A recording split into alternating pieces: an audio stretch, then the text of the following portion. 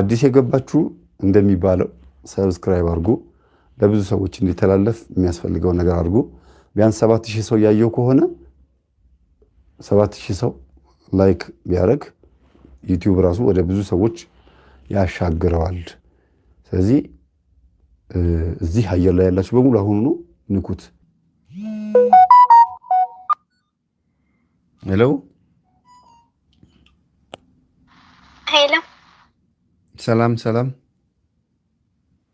እግዚአብሔር ይመስገን። መምህር እንዴት አለ? አለሁ እግዚአብሔር ይመስገን። እሺ መምህር፣ መጀመሪያ በጣም ማመስገን እፈልጋለሁ። እሺ ትምህርቶችህ እኔም ተለውጬበታለሁ። ብዙም ሰው ደግሞ በዙሪያዬም እየተለወጡበት ነው። እሺ በእውነት እግዚአብሔር አምላክ ከዚህ በላይ የምታገለግልበትን እድሜና ጤናውን አብዝቶ ይስጥልን። አሜን። በጸሎት አስቡኝ። ዋናው ትልቁ ነገር እናንተ ለመለወጥ መነሳሳታችሁ እና ስናወራ ስንመካከር ፍሬ ነገር ከተገኘበትም ጥሩ ነው ብዬ ስለማስብ ነው። ቀጥይ። በጣም እውነት መምህር ቃለ ሕይወት ያሰማልን። በጣም ነው የማመሰግነው። አሜን። እሺ ምን ነበር የደወልሽበት ዓላማ? እሺ መምህር፣ እኔ ስለ ህልም እንድነግርሽ ነበር። እሺ መምህር፣ ከጓደኛዬ ጋር ጓደኛዬን 1-2 ጊዜ አየኋት ማለት ነው። አንድ ጊዜ እንደዚህ አብረን ሆነን ማለት ነው ይመስለኛልና እንደማውቃት አይደለችም። የሆነ ፊቷ ሁላ ጥቁር ብሎብኝ እንደዚህ በእጇ የሆነ ነገር የያዘች ይመስለኛል ማለት ነው። እኔ እምነት ይሁን ምን ይሁን እንጃ። ከዛ የሆነ ማለት ነው እንደዚህ ይስቃል መንፈሱ ማለት ነው። ከአሁን በፊት አንድ ጋራ ተገናኝተን እናትና ልጅ ውጭ ሀገር ነው የምኖረው እና እናትና ልጅ ቤት ነበር የምንሰራው። ከዛን ተገናኝተን እንደዚህ ቆይ ህልሙን ብቻ ንገሪኝ።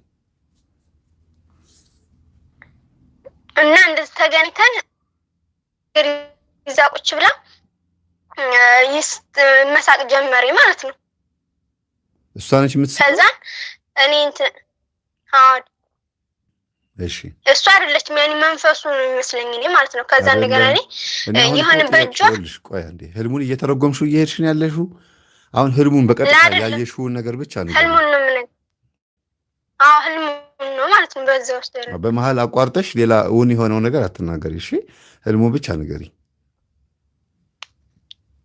እሺ። እና እንደዚህ ተገናኝተን ያኔ ትስቃለች፣ ያኔ ይስቃል መንፈሱ በሷ ላይ እንትን ብሎ ማለት ነው። መንፈሱ ያንቺ አሁን ነው መንፈሱ የምትይው ወይስ እሷ ላይ ያየሽው ሌላ አካል? አይደለም መምህር፣ በዛው እንደዚሁ በልሞ በያለሙ ማለት ነው እኮ። መንፈስ መሆኑን በምን አወቅሽ እኮ ነው የምልሽ። እና አትደባልቀው አልከኝ። ከአሁን ፊት እንደዚህ ተነስቶባት እንደዚህ ሆኖ እንደዛ ነው የሚያረጋት ማለት ነው። በቃ እኮ እንደዚህ ግለጩ። ልክ መንፈስ ሰው ሲነሳበት እንደሚታይባት አይነት ሁኔታ አየኋት ነው የሚባለው። እሺ ቀጥይ። እሺ ይቅርታ። እና እንደዛ ሆኖ ከዛ እንደዛ እንትን ሲል እኔ ብድግ አልኩና በእጇ እምነት ይሁን ብቻ በእጇ የሆነ ነገር ይዛ የያዘች ይመስለኛል፣ እምነት ይመስለኛል ብቻ። እና ተቃጥሎ ነው ምናምን ብዬ በውስጤ ከዛ እንደገና አቡነ ዘበሰማያት እላለሁ ማለት ነው። ከዛ እና አቡነ ዘበሰማያትና ከዛ ምን ልትላለች እሷ ማለት ነው። ከዛ ፊቷ እኔ ሳቃት ቀይ ነኝ ማለት ነው። ግን የዛን ጊዜ ጥቁርቁር ብላ የሆነ ልይት ቀይር ብላ ከዛ ራሷን ብቻ ታስርና ትንግት ትላለች ማለት ነው። ከዛ እኔ አቡነ ዘበሰማያት ማለቴን አላቋረጥኩም ማለት ነው። ዝም ብዬ አቡነ ዘበሰማያት እያልኩኝ እንትን አላለሁ። ከዛም ብንን አልኩ። ይሄ ነው አንደኛ። አይ እሷ ጋር ሆኖ ጓደኛሽ አሁንም አለች ከአንቺ ጋር ነች አይደለ? ያኔ እንደዚሁ እንገናኛለን። በቃ ይኸውልሽ ስታወራሽ ሆነ ማንኛውም ነገር ሀሳብ ስታማክርሽ ሙሉ በሙሉ ራሷ ነች የምታወራኝ ብለሽ እንዳታስቢ። ምናልባት መሀል ላይ መንፈሱ ቀላቅሎ የሆነ ትእዛዝ አዞሽ ወይ የሆነ ስራ እንደዚህ እናድርግ እንደዚህ ነው ብላ ስታማክርሽ ራስሽ ነሽ። ግን ወይም ለማን ብለሽ ወይ በጸሎት ከፍተሽ በልብሽ እሷ ስታወራ በልብሽ አባታችን የአቡነ ዘበሰማያት እያልሽ አዋሪያት። በመሀል ራሷ ሳትሆን መንፈሱ ሆኖ ሊዘባረቅና ሊቀላቀል ይችላል። ያን ተጠንቀቂ እያለሽ ነው። ሙሉ በሙሉ ራሷ ሆኖ አታወራሽም። በኖርማሉ ህይወት ማለት ነው። አንቺ የሚመስልሽ በኖርማል ሆና ልታወራሽ ትችላለች፣ ግን የመንፈሱ ሀሳብም ሊቀላቀል ስለሚችል ጥንቃቄ አድርጊ ማለት ነው። እሺ መምህር አመሰግናለሁ።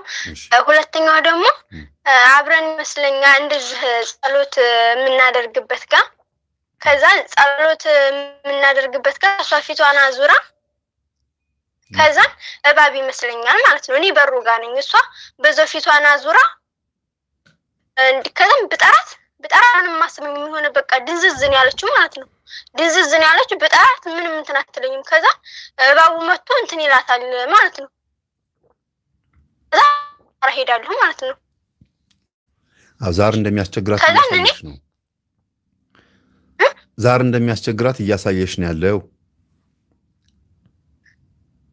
አወደ ይሄን ነው ኔትወርክ ችግር አለ። ተንቀሳቀሽ እስቲ። አሁን ሳይሰማ በመሀል ይቆራረጣል። ስለ ጓደኛሽ ነው እየነገርሽኝ ያለሽው። ስለ አንቺ አሁን ስትሰግጂ ስትጸልይ አቤቱ ጌታ ሆይ እስቲ ስለ ራሴ ያሳየኝ ብለሽ ጸልይ። እሺ አሁን እሷ ላይ ያለው መንፈስ ስለኔ ደግሞ ማለት ነው መምህር። ቆይ የጠየቁሽን መልሽልኛ እንዴ። እሷ ላይ ያለውን የሚያሳይሽ ከሆነ በብዛት አንቺ ጋር የሆነ ተጽዕኖ ሊፈጥር የሚፈልግና ሊያታልልሽ ወይም ደግሞ ሊሸውድሽ ወይ ደግሞ ችግር ሊፈጥር የሚፈልግ መንፈስ ይኖራል። ወይም ደግሞ በተቃራኒው በጸሎት እንድታግዣትና እንድታስቢያት ረዳት እንደሚያስፈልጋት እያሳየሽ ይሆናል እግዚአብሔር። ሁለቱን አንቺ ምረጪ። እሺ መምህር፣ እኔም ያኔ አያለሁኝ እኔ በእኔ እንደዚህ የሆነ እንትን አሁን ለምሳሌ ጸሎተ ባርቶስ እንደዚህ ውዳሴ አምላክ ንሳን ስም የሚገባበት ላይ የእሷንም ስም እንደዚህ የጓደኞችንም እንደዚህ እያስገባሁ ነው እንትንም ነው ማለት ነው። እሺ እኔ ደግሞ እንደዚህ ስልክ እያወራሁ ይመስለኛል ከጓደኞች ጋር በአብዛኛው እንደዚህ ከጓደኞች ጋር ሳወራ ስላንተ ትምህርት ነው እንደዚህ እንትን የምንለው ማለት ነው የምናወራው እና የሆነ የተማርኩትን ለነሱ እንደዚህ ነው እያልኩ ነግራቸው ማለት ነው። እንደዚህ ለማወራቸው ሰው ሁሉ ስላንተ ትምህርት እነግራቸዋለሁ ማለት ነው። ስለ አይነ ጥላ ያስተማርከውን ሁሉንም ነገር ማለት ነው እና እንደዛ እያወራሁ ይመስለኛል ከነሱ ጋራ። ከዛም መምህር የሆነ ትከሻዬ ላይ የሆነ በጣም ክብድ ይለኛል ማለት ነው። ክብድ ይለኝና የሆነ በጣም ይከብደኛል እና ጎኔ ጋር ደግሞ የሆነ እንደ ቁስል ነገር ይመስለኛል ማለት ነው። የሆነ እንደዚህ ጎንበስ ለማለት ነው ምንም ጭራሽ እንትን አለንም እና ከዛም በመቁጠሪያ ዝም ብዬ ጀርባዬን እንትን እላለሁ ማለት ነው። የእግዚአብሔርን ስም እየጠራሁ ጀርባዬን እመታለሁኝ ማለት ነው። ጀርባዬን ስመታ የሆነ ግማሽ ቤቱ ይመስለኛል የሆነ እንደዚህ እንትን የተባለ ይመስለኛል። የሆነ እንደሌላ የተቀየረ ይመስለኛል። ፍርስ ብሎ የሆነ ድልድል ያለ ይመስለኛል ማለት ነው። ከዛ ሰው የመጣ ይመስለኛል እንደዛን እየቀጠቀጥኩ ማለት ነው። ከዛ እንደዛ ከጀርባዬ ላይ የሆነ በቃ ውርድ ይላል። የሆነ ደቃቅ አፈር ውሃ ስናርግበት ይሄ ምጥጥ ያደርገው የለም ልክ እንዳፈር አፈር ይመስለኛል ከጀርባዬ ላይ ማለት ነው። ያ ክብድ ያለ እንዳፈር ውርድ ይልና ከመሬቱ ጋር እንትን ይላል ማለት ነው። በቃ ምንም አይታየኝም ከዛን ማለት ነው። አዎ ለምን አስተማርሽ፣ ለምን መከርሽ፣ ለምን ሰዎችን ቀየርሽ እያለ የሚበሳጭብሽ መንፈስ አንቺ ውስጥ አለ። ያ መንፈስ ቀንቶብሻል፣ ባንቺ ይቀናል። በስንክሳር ላይ ብዙ ጊዜ ሳስተምር በተለየ እንትን ላይ የነፍስ ማዕድ ላይ ሳስተምር ሰምተሽ ከሆነ ሰይጣንም ቀናበት፣ ለምን ሰገደ፣ ለምን ጸለየ ብሎ በቅናት ተነሳሳበት የሚል አለ እና በህልምሽ የምታያቸው ነገሮች በብዛት ሰው ስትረጂ ከሆነ አንቺ ለሰው መጸለይ እንዳለብሽ ነው እግዚአብሔር የሚያሳየው። ጸልይላቸው፣ አግዣቸው፣ እርጃቸው፣ ብታግዣቸው እኔ እሰማሻለሁ እያለን ያለው እና አታቋርጪ። ግን የሚናደድ መንፈስ አለ፣ የሚቀና ለምን ሰው አስተማረች፣ ማን ስለሆነች ነው እሱ እንኳን አይደለም ሰው ልታስተምር ራሷን እንኳን እንዳታቅል አደርጋት አስቤ ነበር ብሎ የሚያስብ መንፈስ ውስጥሽ አለ። ያ መንፈስ ግን የሚሸነፍ መንፈስ ነው። አሁን እንዳልሽው ከአንቺ ላይ ስትቀጪው፣ ስትገርፊው፣ ስትሰግጂ ምን ስትይ ሊወድቅና ሊዋረድ የሚችል መንፈስ መሆኑ ማሳያ ነው። እሺ መምህር በጣም ነው የማመሰግነው። የሆነ ስለተገናኘን በጣም ነው ደስ ያለኝ። ስላገኘ በጣም ነው ደስ ያለኝ ሆነ ብዙ ጊዜ እና መምህር አንድ እየጾምሽ እየጸለይሽ ትምህርት እያዳመጥሽ ስለሆነ ጊዜሽን የምታሳልፊውና በብዛት ከትምህርቶቻችን ጋር ስለሆንሽ ያለሽው ያው የምታየውም ህልም የዛ አካባቢ ነው የሚሆነው። በብዛት ሰዎች የሚውሉበት በዋሉበት ቦታ ላይ ነው ህልማቸው የሚያተኩረው። እንደ ውሏቸው እንዳካሄዳቸው እንደ ቤተሰባቸው ነው ህልሙን የሚያዩትና ለዛ ነው በዚህ በትምህርቱ መስመር ያየሽው። እሺ መምህር በጣም ነው የማመሰግነው። ይቅርታ ስለ ጓደኛዬ ደግሞ አንድ ልንገርህ። ያኔ ንገን ጠይቅልኝ ብሎኝ ነው። ህልም ነው? ህልም በሰው አልቀበልም ብያለሁ እኮ። ይቅርታ ያኔ እሱ ያለበት ቦታ አሁን እንትን ስለማይ እንደው ጠይቅልኝ ብሎኝ ነው። ከገባኝ እሺ። ግን ህልም በሰው እሱ ያየውን ህልም ለአንቺ ሲነግርሽ የአንቺ ጆሮ ነው የሚቀበለው። የእሱ ግን አይምሮና ህሊናው ሁሉ ህልም ውስጥ ነበረ። ስለዚህ ሲነገር ግማሽ በግማሽ ትክክል ላይሆን ይችላል አነጋገሩ። ለማንኛውም እስቲ ንገሪኝና ሁኔታውን እንየው። እሺ ቀለል ያለ ነው። እኔ እንደዚህ በሬ ማለት ነው በጣም ቀንዳም በሬ እንትን የቀንዳም በሬ ሲያሯሩጠው ቀንዱንም እመታዋለሁ። ቀንዱን ራሱ እየመታሁት አለ አይመለስም። ጭራሹን ወደ እኔ ነው የሚያፈገፍገው፣ ወደ እሱ ነው የሚመጣው ማለት ነው። አንቺ አትፈችለትም ነበር እንደ ሁሌ የምናገረው ነው። በሬ የሚያባረው እኮ ገብሬ ለመደ እኔ ነገር እኔ ኮርማ ከዱለቻ ገብሬ ለመደ ከጥንት ከእናት ከአባት ከዘር ማንዘር ሲወርድ የመጣ መንፈስ ነው። ገብሬ ለመደ ነውና ለዚህ ነው የተናደደብህ፣ ተቆጥቶብህ ነው። ስለዚህ ጸሎትህን ትጋትህን ቀጥልበት። አንተ ማን ስለሆንክ ነው እኔን ለዘመናት ስገበር የነበርኩትን የምትነካካኝ ይላል ብለሽ እንትን በይው። በተለይ ለዶክተር ሮዳስ ታደሰ የጠየቁት ጥያቄ ነው የሰጠሁት መልስ አለ ስለ ኮከብ ቆጠራ ላይ። በሬ ምልክት ያለው ኮከብ አለ ዞዲያክ ላይ ኮከብ ቆጠራ ላይ እና ለምንድን ነው በበሬ መልክ በህልማችን የሚመጣው? በሬ መስሎ ለምን ይመጣል የሚለውን ነገር አብራርቼ ተናግሬያለሁ። እሱን ገብታችሁ እዩት። ኮከብ ላይ ብዙ ሰዎች በሬ የሆኑ አሉ። ጊንጥ የሆኑ ምናምን ሰዎች ምልክታቸው ሸርጣን ምናምን አሰደሳት እያለ የተለያየ ስም አላቸው። ይሄንን ሆኖ ኮከብ ተቆጥሮለት መዳፍ ተነቦለት ወይም ደግሞ የሆነ ነገር በስሙ በእናቱ ስም ምናምን ተደርጎ ከሆነ በብዛት በበሬ መልክ ይመጣል፣ በእባብ ይመጣል፣ በውሻ መልክ ይመጣል አለ። እዛ ኮከብ ቆጠራ ላይም ስላለ ነው የምነግርሽ ነገር። መንፈሱ የደብተራ መንፈስ ከሆነ ልክ እንደ ደብተራ ይመጣል ማለት ነው። የጠንቋይ መንፈስ ከሆነ እንደ ጠንቋይ ሆኖ እንደየመጣበት እንደየጠንቋዩ ማንነት ነው የሚገለጠው። እሺ መምህር በጣም ነው የማመሰግን። እግዚአብሔር ይስጥልኝ። እሺ መምህር ትምህርቱን ደግሞ ቀጥልበት። እግዚአብሔር አምላክ እንደጀመርከው እግዚአብሔር አምላክ የሆነ ብዙ እንደወጥ አድርጎናልና በርታልን፣ ጠንክርልን። በጣም ነው የማመሰግነው መምህር። እሺ አመሰግናለሁ። እሺ እግዚአብሔር አክብርልን። እሺ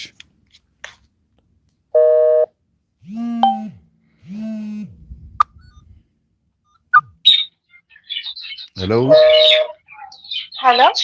አጠገብሽ ያለውን ዝግ ነት። ዘግቻለሁ። ሰላም ነው? እግዚአብሔር ይመስገን ደህና አለሁ። እግዚአብሔር ይመስገን። ህልሜን ልፈታልኝ ነበረ። እሺ የመጀመሪያው እንዲህ ያው ሱባኤ ላይ በመሆን ነው እና ዳገት ላይ እሱ ገብቶኛል። ዳገት ላይ ቆሜ ሁለት ሰዎች ይመጣሉ ማለት ነው። አንዱን አውቀዋለሁ፣ አንዱን ግን አላውቀውም። እኔ ዳገቱ ላይ እንደቆምኩኝ ነው እና ሲመጡ ወደ ዳገቱ ገፍትሬ ወደቁ። ጣልኳቸው፣ በእርግጫ መስቻቸው ማለት ነው። ወደ ቁልቁለቱ ማለትሽ ነው? እኔ አናቱ ላይ ነበርኩኝ፣ ዳገቱ አናት ላይ ቆሜ ማለት ነው። እነሱ ደግሞ ወደ እኔ መጡ። ወደ ዳገቱ እየመጡ ወደ ታች ነው የመታሻቸው ማለት ነው። ወደ በእግሬ ረግጬ። እሺ ምንድን ናቸው? አንዱን አውቀዋለሁ፣ አንዱን ግን አላውቀውም። መልኩን በደንብ አይታይም። ሁለት ወንዶች ናቸው። ጥሩ ነው። ከነሱ የመጣ የሆነ ችግር ይኖራል፣ ወይም በእነሱ የተመሰለ አንድ የሆነ አንቺ ውስጥ ችግር ይኖራል። እንደምታሸንፊው ማሳያ ነው። ወደ አንቺ የሚመጣ የሆነ ሊታደስ የተዘጋጀ መንፈስ ይሁን የሆነ መተት መስተፋቅር ይሁን በእነዛ ወንዶች ባህሪም የተመሰለ አንቺ ውስጥ የሆነ ችግር ይኖራል። ያን አስወግደሽዋል ማለት ነው። ጥሩ ነው። ተራራ ጫፍ ላይ መሆን፣ በጾሙ መደሰት። አሁን በምትጾሚው ጾም፣ በምትጸልዩ ጸሎት ደስተኛ ነሽ ማለት ነው። ጥሩ ነው። ዋጋ ታገኝበታለሽ ማለት ነው። እሺ፣ ሁለተኛው ደግሞ ማለት ነው ልጄን አዝዬ የ4 ዓመት ልጅ አለኝ ማለት ነው። ልጄን አዝዬው ቆሜ እንደ ሎንችና የለም ኢትዮጵያ ባሶች ትንሾቹ እንደሱ እንደ ሎንችና መኪና አለ አይደል? ስኩል ባስ እንደዛ አይነት ነገር ላይ ሰዎች በጣም እየወረዱ ይወርዳሉ። በሬ ላይ ቆመው ማለት ነው። ሰዎች ይወርዳሉ። እንደገና ደግሞ ሌላ መኪና መጥቶ ደግሞ ቆመ። ከዛ ነቃሁ። የተማሪዎች ባስ ነው ያየሽው በብዛት? አይ ይሄ ዝም ብሎ የህዝብ ባስ አይነት ነገር አለ አይደል? ግን ትንሽዬ ይሄ ከሚኒባስ ትንሽ ከፍ የምትል ማለት ነው። እንደሱ አይነት። ከዛ ሰዎቹ ይወርዳሉ ዝም ብለው ማለት ነው። እኔ በር ላይ ቆሜ ልጄን አዝዬ ቆሜ አያቸዋለሁ። ግን እኔ በር ላይ ነው የሚወርዱት፣ ቤቴ ግቢ ላይ ማለት ነው። አዎ። ስለዚህ አንድ ወይ ዜና ማዳመጥ ወይ የሆነ ኢንፎርሜሽን የቀረብሽ የሆነ ኢንፎርሜሽን አለ፣ እየተከናወነ ያለ ጉዳይ አለ። ሰዎች ከተለያዩ ቦታዎች ወደዛ ወደ አንቺ ወዳለሽበት አካባቢ ይመጣሉ። እግዚአብሔር በብዙ አይነት መንገድ ሊያስተምርሽ ይሞክራል። አንቺ ግን ዝም ብለሽ ቆመሻል። አዝለሹ የቆምሽው ልጅ የአንቺ ልጅ ቢመስልም ግን ልጅነትሽ ነው። ወይ የስላሴ ልጅነት ነው፣ ወይ ደግሞ አሁን ያለው ባህሪሽ ገና አልተገራም ወይ አላደገም። ይሆን ያልነቃሽ ያልደረስሽበት ነገር አለ። ፍዝዝ ያልሽበት ጉዳይ ይኖራል እና ዘመኑን ዋጂው። አሁን ያለሽበትን ጊዜ እዩ። ያዘልሽው ራስሽን ነው። እንደ ሕፃን እንክብካቤ የሚገባው ጡት ልታጠቢው የሚገባ የእግዚአብሔርን ቃል ልትመግቢው የሚገባ ማለት ነው። ዞሮ ዞሮ አይምሮሽን ከፍተሽ ልታስተውዩ የሚገባ አንድ የሆነ ጉዳይ አለ አንቺ ውስጥ። ሰዎች ከተለያየ ቦታ ወደዛ የሚመጡ ከሆነ አንቺ ወዳለሽበት አካባቢ የሚመጡ ከሆነና ምን እንደሆነ የማታውቂው ከሆነ አሁን በዜናም በምንም እየተከናወነ ያለው ነገር የሆነ ያልተረዳሹ ነገር አለ። እግዚአብሔር ያቺ አውቶቢስ እጅሽ ላይ ያለው ስልክ ልትሆን ትችላለች። ያ ሁሉ ህዝብ ደግሞ ስልክ ውስጥ የምትመለከችው ኢንፎርሜሽን ሊሆን ይችላል። ስለዚህ እነዛ የሚመጡት ሰዎች አንቺ እጅሽ ላይ ባለው ቴሌቪዥኑም ይሁን ስክሪን ሞባይልሽም ይሁን በወሬም ይሁን በዙሪያሽ ያሉ የሚሰሙ ነገሮችን ከቁም ነገር አትቆጥሪያች ወይ ደግሞ ምንድን ነው ብለሽ ግራ የተገባሽበት ጉዳይ አለ። አስቢውና ንስሐ መግባት ካለብሽ ንስሐ መግባት፣ ስጋው ደግሞ መቀበል ካለብሽ ቶሎ ማሰብ በዚህ ጉዳይ ላይ እና የሆነ ጊዜውን እንድታዩ ያለሽበት የቆምሽበትን ቦታ እንድታስተውይ ይፈልጋል እግዚአብሔር። ድንኳን ተተክሎ ማየትም እንደዚህ ነው። ብዙ ጊዜ በር ላይ ድንኳን ተተክሎ ማየት፣ ሰው ሲሞት ማየት ምንድን ነው ነገ እንዲህ አይነት ነገሮች ሊፈጠሩ ስለሚችሉ አንቺም አስቢበት እንደማለት ነው። ጥቆማ ነው። እሺ፣ ንስሐ በመግባት ባልከው ማለት ነው። ንስሐ አባት ጠይቄ ሰጥተኝ ነበር እና ገብቼ ነበር ማለት ነው። በሚገርም ሁኔታ ንስሐ እገባለሁ ብዬ ዛሬ ባሰብኩት ማለት ነው በህልሜ ምን አየሁኝ? ከቀኝ እግሬ ላይ ጫፏ ላይ እንቅፋት የምትመታን ነገር አለች አይደለ? ከሱ ላይ እንደ ብጉር ነገር ወጥቼ መዝሼ ሳወጣ የሆነ ትንፍስ የምትለው ነገር የለም። እንደዛ ትንፍስ አልኩና ሲፈርጥ እንደ ቅጠል እንደ ጫት ቅጠል ፈርጦ በሶፍት ስጠራ አድርገው ተንቅልፌ ብንመሰል እኔ ራሴ በጣም ቅልል ብሎኝ ተነሳው ማለት ነው። እና ገና ንስሐዬን እኮ አልገባሁኝም። ንስሐ ልገባ ጠዋት በቃ በጣም ደስ የሚል አሁን እኮ ገርሞኝ እኮ ነው። ይሄ ህልም ፍቺ የማያስፈልገው ያው በክት የሆነ ቆሻሻ የሆነ ነገር ነው እያስወገድሽ ያለሽው። ኃጢአት ማለት ነው። አስቢ፣ ኃጢአት የዛን ያክል ቆሻሻ ነው፣ ዌስቴጅ ነው። ስለዚህ እግዚአብሔር እንዴት ኃጢአትሽን ከተናዘዝሽ በኋላ ንስሐ ከገባሽ በኋላ እንዴት ቅልል እንደሚልሽ ገና በህልም እያስተማረሽ ነው፣ እያሳየሽ ነው። ያው እሳቸውን ደውዬ በዚህ አሁን እያጠመቅኩኝ ነው በኋላ ደውዬ አሉኝና ቀጠሩኝ ማለት ነው። ከዛ ደግሞ ጎርጊስ ነበር፣ የጎርጊስ ቀን ነበር እና እኔ ራሴ ያው ማለት ቅልል ብሎኝ ስለተነሳ ያው እሱ ገባኝ። መጀመሪያ የነገርሽኝ ህልምና ይሄ እኮ ተያያዥነት ያለው ነው፣ አንድ አይነት ነው። ይሄኛው መጀመሪያ ያየሁት ሁለቱም የነገርኩ ከዛ በኋላ ነው። እሱም በሱባኤና እንደዚህ ደግሞ በመቁጠሪያ እየቀጠቀጥኩኝ ያለው ያው ራስ ግለጥ እያሉኝ አሁን ሁለቱ ልጆች ከእነሱ የመጣ መንፈስ ይሆናል አልከኝ አይደለም? እንደሱ ያየሁትና አንድ ህልም ልንገር። እሺ። ኢትዮጵያውያንና ኢትዮጵያ እኔ ውጭ ነው ያለኝና ትልቅ ግቢ ነው የእናቴ ግቢ ማለት ነው። እና በጣም ብዙ ሸክላ ድስት ሽሮ የሚሰራባቸው ድስቶች አሉ አይደለ? እንደሱ አይነት ነው። እና በጣም ግቢው ሞልቶ ከዛ ውሃ አቅርበን አጠገቤ የሆነ ሴትዮ አለች ልናጥብ እየተዘጋጀን ማለት ነው። ግን ግቢው እንዳለ በሸክላ ከቤቱ አውጥተን ማለት ነው የሞላው። ከቤት ውስጥ ነው ሸክላውን ለማጠብ። ሸክላውን ምን አልገባኝም። ሸክላ ለማጠብ ነው ውሃ የምትሞሉት ወይስ ምንድን ነው? ሸክላው ከቤት የምናወጣው ሸክላ የሸክላ ድስቶች ማለት ነው። እሺ አውጥታችሁ ምን እያደረጋችሁ ነው? ሽሮ መስራት እና ግቢ ውስጥ ሙልት አደረግነውና ቁጭ ብለን ውሃ ቀረብን። ግን ምንም ለማጠብ እንደማዘጋጀት አለ አይደለ? ዝም ብሎ ቁጭ አለን። ከዛኛም ልናጠብ ማለት ግን ግቢው እንዳለ በሸክላ ድስት ሞልቷል ማለት ነው። የማይጠቅሙ የነበሩ እንደ ሸክላ ተሰባሪ የነበሩ ወይም ደግሞ የመናፍስት የባዕድ አምልኮ አስተሳሰብ ቤታችሁ ውስጥ ነበረ። ምናልባት እንኳን የዛር መንፈስ ያዘዛቸውን ነገር ያከናውኑበት የነበሩ እቃዎችን ማጠብ፣ ማስወገድ። በሸክላ የተመሰለው ስጋችሁ ነው።